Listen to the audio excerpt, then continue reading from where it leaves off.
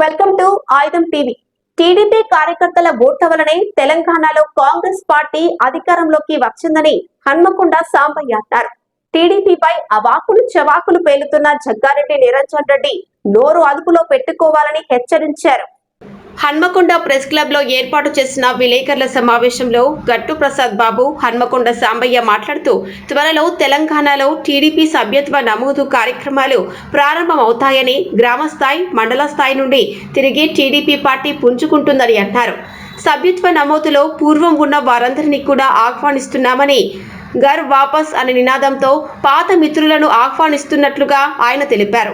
అనంతరం హన్మకొండ సాంబయ్య మాట్లాడుతూ అహంకారపూరిత పాలనతో ప్రజలను ఇబ్బందులకు గురి చేస్తే ప్రజలు ఇంటికి పంపిస్తారని, రాబోయే ఎన్నికల్లో బీఆర్ఎస్ పార్టీ భూస్థాపితం అవుతుందని, తెలుగుదేశం పార్టీ అధికారంలోకి వస్తుందని వారు ఆశాభావం వ్యక్తం చేశారు. ఈ నెల చివరి వారం నుండి సభ్యత్వ నమోదు కార్యక్రమం మొదలవుతుంది.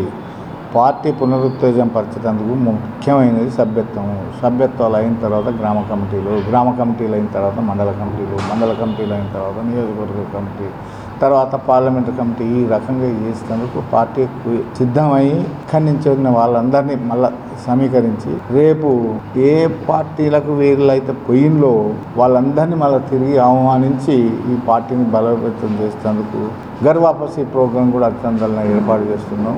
ఎంతోమంది ఇప్పుడు బాబు గారి ఆదర్శాలు, అన్నగారి సిద్ధాంతాలు విని ఆచరించి ప్రజలకు ఈ పార్టీ ద్వారానే మేలు జరిగింది తప్ప ఇంకా ఏ పార్టీ ద్వారా జరగలేదు. బీఆర్ఎస్, టీఆర్ఎస్ అని చెప్పి తెలంగాణ సెంటిమెంట్ తోటి మోసం చేసి విపరీతంగా వాళ్ళ తండ్రి, కొడుకు, అల్లుడు, బిడ్డ వీళ్ళంతా ఆస్తులు తీసుకొని వాళ్ళ జైళ్ళ పాలైనలు. వాళ్ళను నమ్మే పరిస్థితిలో ప్రజలు లేరు. మొత్తం మునిగిపోయే పడవ ఏది బీఆర్ఎస్, అదంతా మునిగి ఈ రకంగా ఇప్పుడు మొత్తం తెలుగుదేశంకి వచ్చే పరిస్థితి ఉన్నది. దాన్ని మేము గ్రామాన తిరిగి మళ్ళీ కేటీఆర్ సిద్ధాంతాలు, బాబుగారి పనితనాల నుండి నిరూపించుకొని మేము తిరిగి అధికారంలో వచ్చేందుకు ప్రయత్నం చేస్తామని చెప్పి మీ అందరికీ మనవి చేస్తున్నా.